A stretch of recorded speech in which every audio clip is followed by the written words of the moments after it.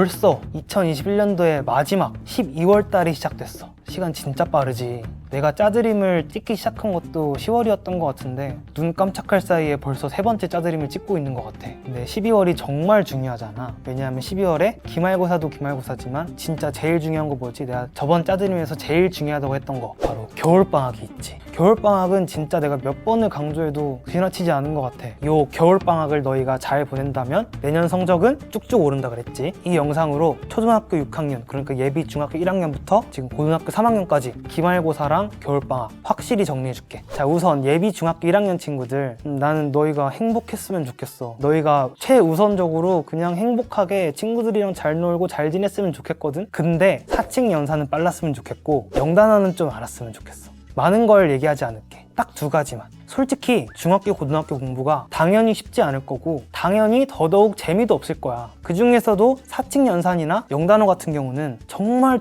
지루하고 재미없는 반복 작업이 될 거야. 그래서 너희가 여기다 흥미를 느끼고 재밌게 사칙 연산을 하고 영어 단어를 외우면 좋겠지만 솔직히 그러기가 너무 어려워. 왜냐면 나만 해도 그 나이 때 사칙 연산하고 영단어 외우는 게 그렇게 싫을 수가 없었거든. 근데 이런 영단어나 사칙 연산 같은 경우는 앞으로의 공부에 완전 기초 공사기 때문에 흥미가 없더라도 재미가 없더라도 해야만 해. 어쩔 수가 없어. 그 과정이 싫고 재미없더라도 그거를 견디고 버틸 수 있게 해주는 원동력이 그래서 필요한 거야. 원동력은 너희가 친구랑 재밌게 노는 시간이나 혹은 너희가 좋아하는 취미를 하는 시간, 그런 시간들이 될 거야. 기본기 훈련이라는 건 사실 정말 재미없고 하기 싫지만 너희가 무조건 해놔야만 하는 것들이거든. 왜냐면 그래야지 나중에 중학교 2학년, 중학교 3학년, 고등학교 1학년, 2학년, 3학년 됐을 때 너희가 지금 이 순간에 기본기 훈련을 하지 않은 것을 후회하지 않을 수 있어. 그때 가서 후회하면은 소용없는 거거든. 근데 그렇다고 해서 이거를 좀 너무 억지로 하게 만드는 건 또 좋지 않다고 생각하는 게, 그런 경우에는 공부 자체에 대한 인식이 너무 부정적으로 바뀌다 보니까 이후에도 공부 자체를 하기가 싫어져. 기본기뿐만 아니라 그 이후에 고등학교 공부, 중학교 공부를 그냥 무조건적으로 하기 싫어지는 거야. 그러니까 이걸 보시는 학부모분들도 너무 무리하게 시키지는 않으셨으면 좋겠고, 예비 중1 친구들도 공부가 재미없더라도 다른 탈출구들, 다른 원동력들을 찾으면서 억지로라도 기본기를 다져줬으면 좋겠어.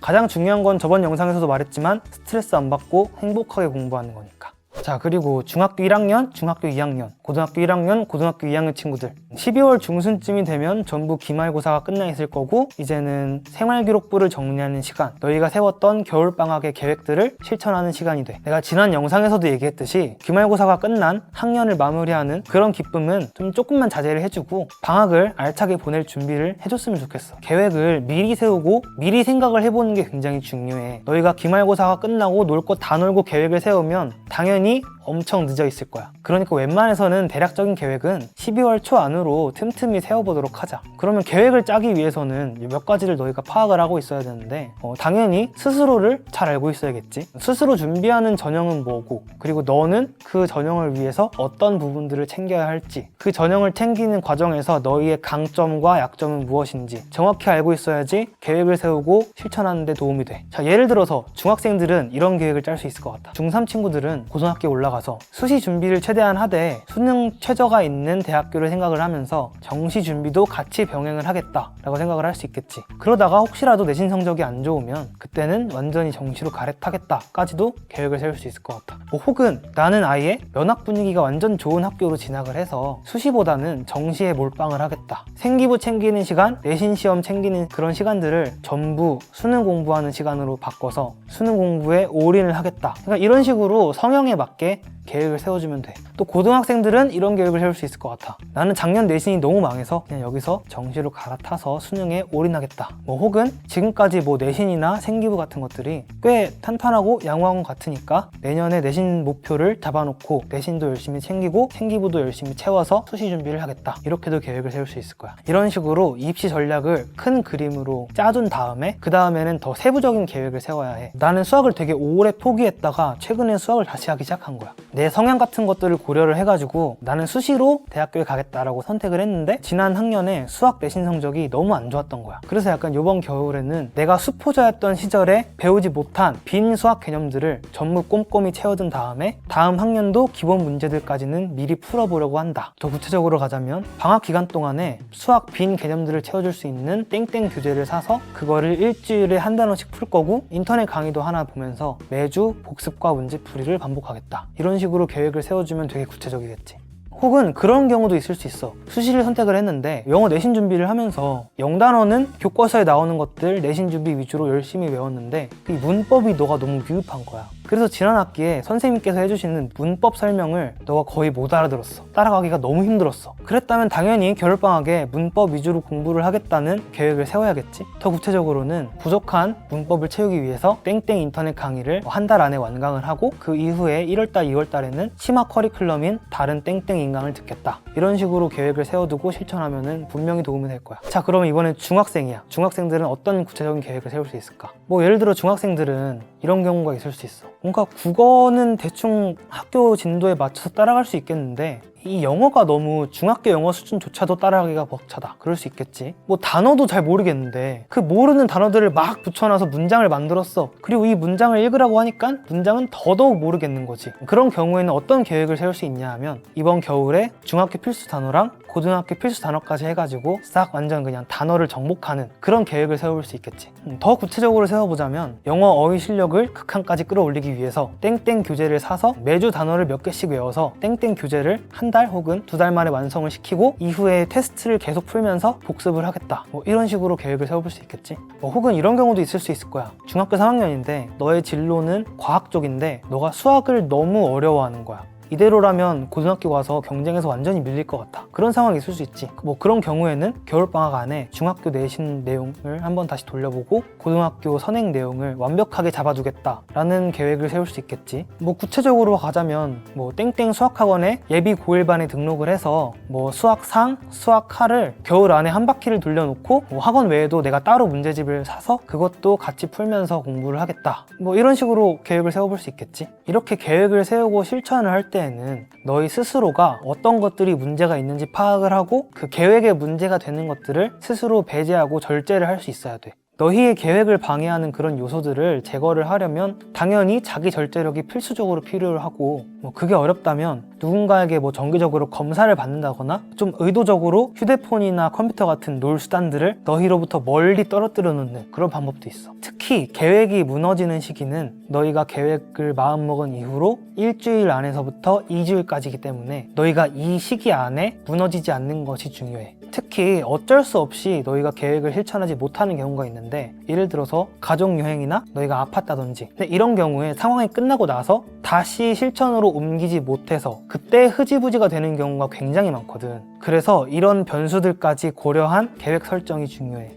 뭐 하루 이틀 정도 너희가 계획대로 못하더라도 그 밀린 공부들을 다음날 뭐 혹은 다다음날 안에 그런 시간들 안에 밀린 것까지 전부 해결이 될 수 있을 정도로 좀 계획 스케줄을 여유롭게 짜야지, 느슨하게 짜야지 전체적인 계획이 무너지지 않아. 뭐 예를 들어서 너희가 계획을 좀 느슨하게 짜놨다면, 여유있게 짜놨다면 월요일날 너희가 아파서 공부를 못했더라도 그 월요일치의 공부를 화요일날 남는 시간 혹은 수요일날 남는 시간까지 이렇게 쪼개가지고 할 수 있겠지. 너희가 하루 스케줄을 무리하게 짜놓는 경우에는 어쩔 수 없이 계획을 실천하지 못하는 경우에 스케줄이 점점 뒤로 밀려서 나중에는 실천이 점점 어려워져. 스스로 계획을 제대로 실천하고 있는지 주기적으로 점검을 해보고 싶다면 나는 플래너를 쓰는 것도 굉장히 추천해. 지금부터는 계획도 계획이지만 실천으로 옮길 때가 됐어. 특히 수포자 친구들, 영포자 친구들, 이번 방학이 너희가 역전할 수 있는 마지막 기회라는 각오로 열심히 한번 해보자.